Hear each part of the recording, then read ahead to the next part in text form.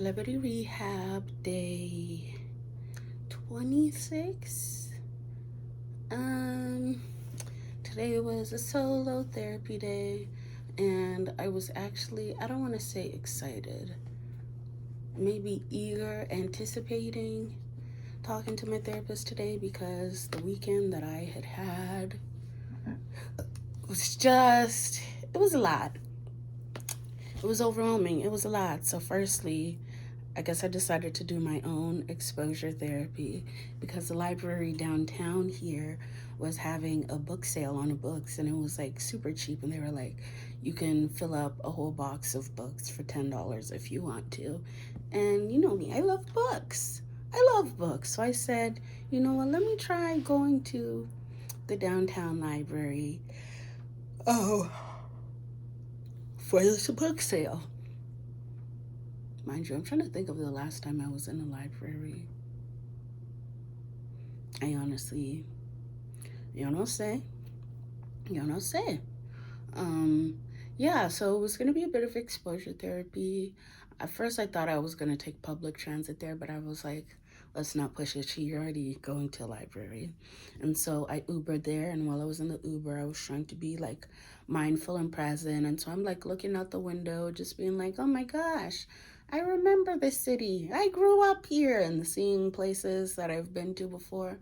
And it was all fine and dandy until we had turned the corner downtown and we were coming up like the street on Chinatown. Oh my God. And I saw all of the houseless people and the drugged up people hitting the Fenty lean. I said, oh my God, maybe this was a mistake. Maybe I've made a mistake.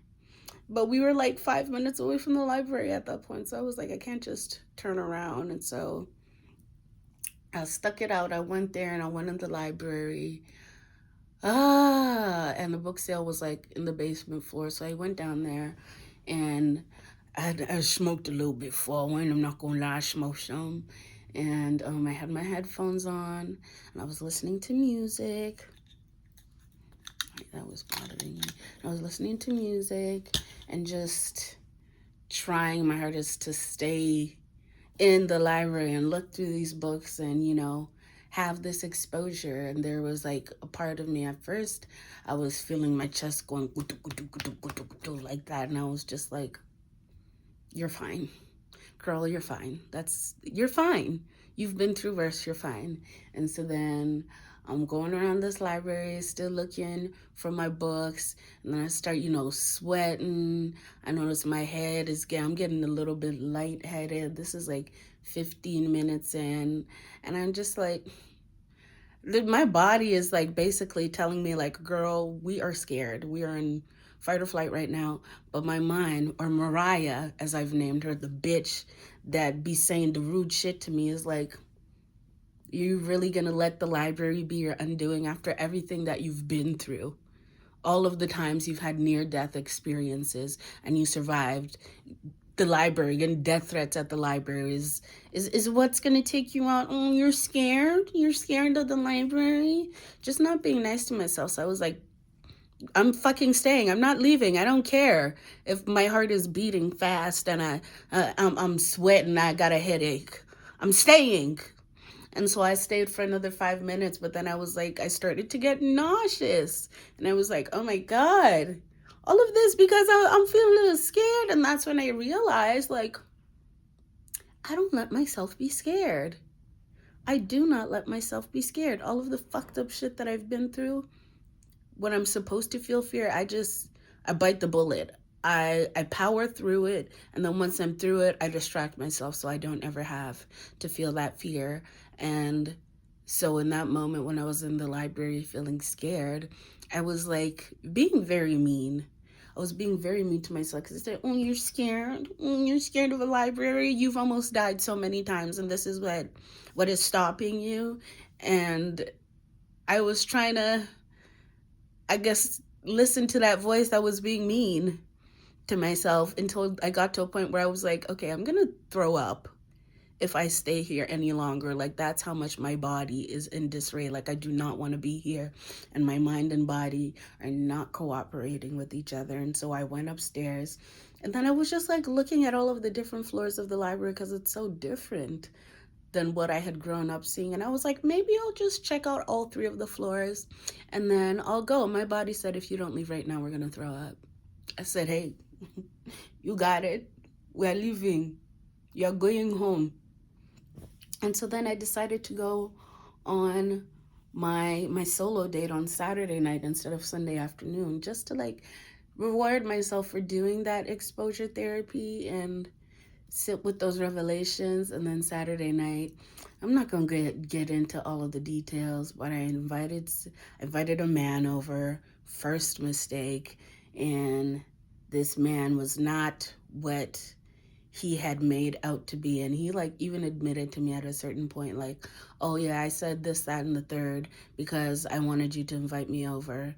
I lied about this because I wanted you to invite me over. And I was like, okay, so you manipulated me. And he was like, oh no, I don't see it like that. And then after a while, and things just were not going great with him, everything he said and did was just irking my soul and drying my pussy up. And so when I had wanted him to leave, this nigga refused to leave. Like, he dead assed and he was like, okay, are you gonna order me an Uber? And I said, fuck no. Why would I order you? And you're a grown ass man. You found your way here, you're gonna find your way home. And this man refused to leave for a good 20, 30 minutes, I want to say. I had to like yell at this nigga to get him out. And even then, it wasn't until I threatened to call the police that he did. And I had to threaten to call the police a couple of times. And it wasn't until I reached for the phone where he was like, oh, you're going to call the police on a black man? I said, yes, because you're making me feel unsafe. Get the fuck out or I'm calling them. And in that moment, like, obviously, it was late at night. I assume everybody's sleeping and nobody knew this nigga was here with me. I mean, the person at the front desk saw me walk down to go and get him, but like, I didn't feel any fear in that moment because I was too busy surviving them, getting through the moment and being assertive and speaking my needs. And my needs in that moment were get the fuck out. And then I had passed out and went to sleep. But when I woke up the next morning, I think because I am finally learning how to let my feelings have space and feel all of my feelings when they come up, even the ones that I don't usually like to feel or uncomfortable for me, like anger, you know? And so I just felt scared. It started with like my heart beating like through my chest. Like my heart was beating so fast. And I was like, this is crazy because I didn't take, you know, my ADHD meds. Sometimes when I take those meds and I'm not doing anything active, it feels like, but I didn't take my ADHD meds that day. So I was like, at first I didn't recognize what it was. I was like, what the fuck is going on with me? And then I started feeling really anxious and my body started shaking. And it wasn't until like I called one of my friends to talk to her and I was recounting her the situation and what happened, where I was like, oh my God, I'm scared. This is what being scared feels like. And it felt like the first time, it felt like I was experiencing fear for the first time because I honestly don't know when is the last time I allowed myself to be scared because it's just not an emotion. I've had times where I couldn't, in order to survive my childhood, there was no room for fear, for feeling fear. But on Sunday, I felt every inch of that fear. And I tried to do everything to not feel it after I hung up with her. Like I had showered, I'd gone for a walk, I went outside, I went to my pole dancing classes, my first pole dance class. I came back. After all of that, I was still feeling scared, still shaking. I journaled so much, y'all. I think I wrote like 3 full pages in my journal, still scared. So I'm like, fuck it, I'm gonna go get some weed. And that'll probably help calm me down. Went and smoked, even more scared. And I was so pissed because I'm like, usually this is what helps me calm down. No, I was shaking. That's how scared I was. I realized I was having a delayed reaction because I didn't get to feel the fear in the moment, but afterwards, and then I went through my therapy binder to be like, okay, what diffusion skills can I use to get past this? And I tried putting the hot cold compress, doing the counting, everything, nothing I tried worked. I was still shaking like booty meat. I was so scared.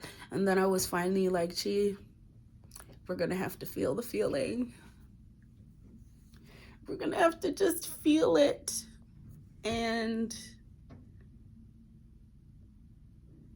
feeling fear is not fun.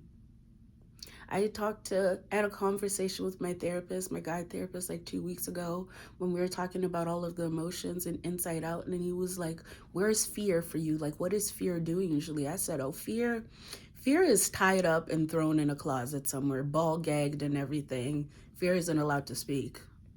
Okay, we don't give her a space. She's in the closet. But I think that I finally let fear out of the closet and she came in full force. It was obviously feeling fear isn't enjoyable, but that experience, I was like, I'm kind of glad I ain't been feeling it up until now. If this is what it feels like, this is fucking awful. And I just had to sit in it. I had to sit in it and feel the fear. I went to sleep terrified. It got to the point where I was hyperventilating. I was so scared afterwards. And it wasn't until I woke up the next day that I started to feel a little bit better. But I had felt the fear, so kudos to that. And when I was like telling my therapist about what happened this weekend, at first I wasn't even going to talk about it. I was going to tell her about the library, but not what happened with the guy at my hotel. Just because when I was feeling the fear, a lot of feelings like, oh, just mean, that Mariah was saying mean things to me again, that bitch. She was like, look at what you got yourself into, you idiot. You could have died. This could have happened to you. Be smarter next time. And those are just not nice things to say, because at the end of the day, I protected myself in that situation and I got myself out of it, and that's what matters, and what I had to keep writing in my journal to remind myself that I'm still alive and I'm here and I'm safe. But that is not how I was feeling about the situation. I was actually feeling a lot of shame and feeling like a failure afterwards. But when I was talking to my therapist about it today, she was talking about, well, she had asked me first, like, what do children do when they're scared? And I was like, I don't know, they cry. And she was like, children go to the adults that they trust and they go look for comfort when they're scared. That's what children are supposed to be able to do. And I just started crying because that never even was a thought in my mind, that like, oh, when you're scared, you go get comfort from an adult, from your parent. What the fuck do you mean? My mom would watch scary like Nollywood movies with us, and knowing that we would be scared, and afterwards lock the door to her bedroom so that we couldn't come in when we had nightmares. And I'm trying not to cry talking about that memory, because I'm realizing how I've never been able to go to an adult when I'm scared. I've always had to deal with fear alone. And so she was telling me that I'm really proud of you for calling your friend when you're scared, because you're not supposed to be alone when you're scared. You need somebody to help you dissipate it. When you're not alone, it's easier for the feeling of fear to be less extreme. And you've been going through fear alone your entire life. So I'm really proud that you reached out to somebody. And that kind of blew my mind, that, I mean, even though I reached out, and I did call her because I was scared and I couldn't sit in the fear alone anymore. I just needed to talk to somebody. And I'm not going to say I don't know why, because I do know why. It's the way I was programmed. But when I feel fear, I feel so much shame. Like, I feel like I'm just so weak for being scared, which is why I'll usually just like laugh or joke when I do feel scared instead, so I don't have to feel like such a weakling, so pathetic and all of those things. And she was just telling me that, yeah, when you were younger, you were programmed to be like, oh, you're scared, suck it up. That's no one cares. No one cares. And that may have helped you survive your childhood. When you're scared or when you're feeling an emotion, you're passive, and you're passive so that your parent isn't violent towards you, abusive towards you. Yeah, that helps you survive your childhood. But when you're an adult and you're passive like that in scary situations, that's how you end up being harmed. And she was like, I'm so proud of you for like standing your ground and saying that I am going to call the police if you don't leave, because the old Chi would have just been like, oh, you don't want to leave? Okay, I guess I'll just sit on this side of the room and be uncomfortable and potentially get hurt because I don't want to stand up for myself right now. Like maybe if I'm passive, this will just go away. But I wasn't passive this time. And so I guess I should give myself more props, even in threatening to call the police. Because when I was with Ted and he was fucking beating the shit out of me, I was terrified to call the police. I was, especially because it was in America. I was like, if I call the police, they're gonna kill him and me. And so I'll just take the chances of just me getting killed because at least we won't both die.